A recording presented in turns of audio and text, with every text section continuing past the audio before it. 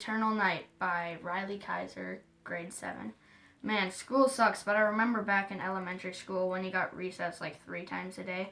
Now that I'm going to 7th grade, it sucks, mostly because there is no recess. Hi, I'm Jake Jr. I always get bullied by this jerk named Alex. He always picks on me in gym class. It's his favorite class, but for me, it's the worst class of the day. He always makes fun of me because he's super fit and I'm not, mostly because I spend my days playing video games and eating junks, while Alex goes to the gym to work on his six-pack. Then there's my friends, Zach and Charlie. We were like the best Fortnite trio in Fortnite history. Just kidding, we suck at the game. This is random, but I think this town I live in has monsters and goblins and stuff like that. One day, Alex the bully came to my house, banging on the door with one hand and holding a cage in the other. My mom let him in. He ran into my house quickly, slamming the door behind him. Also, did I mention there was a blanket covering the cage, and it was freaking me out. I happened to be in one of those one person left in the game situations in Fortnite and about to win. He kept on bugging me, but my only response was, "Hold up a minute." 2 seconds later, Alex unplugged my PS4 and I screamed so loud that my eyes were ringing for a while. Then Alex said, "I caught one." "Caught what?" I replied. "Don't you remember the day I was making fun of Alex?" Alex started to say. "Dude, that's every day," I interrupted.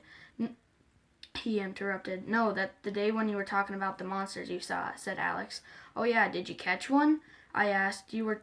Alex took the blanket off, and inside the cage was a goblin, or as I like to call him, a night crawler.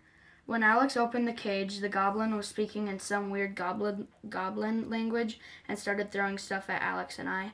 The goblin threw something made of metal at Alex's head and knocked him out.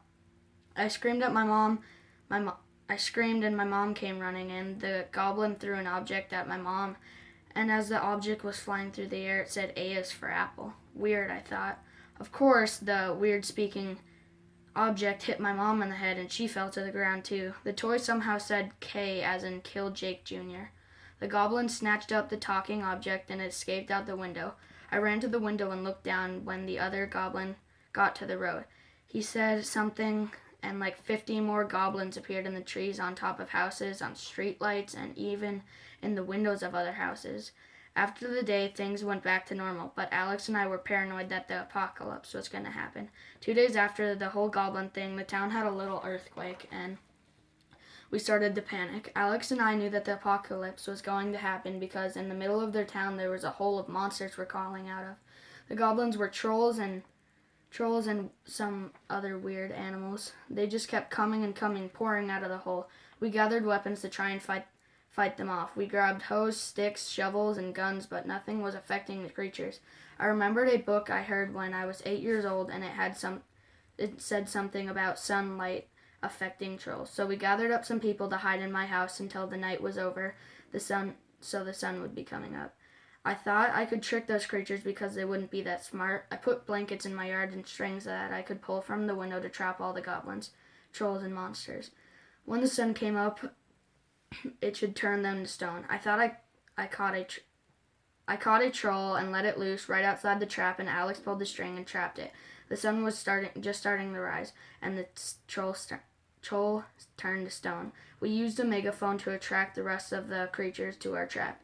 The creatures ran in hordes to get to us and ran right into our trap. We pulled the string, and troll after troll fell into the hole under the blanket, and then the sun turned each one to stone.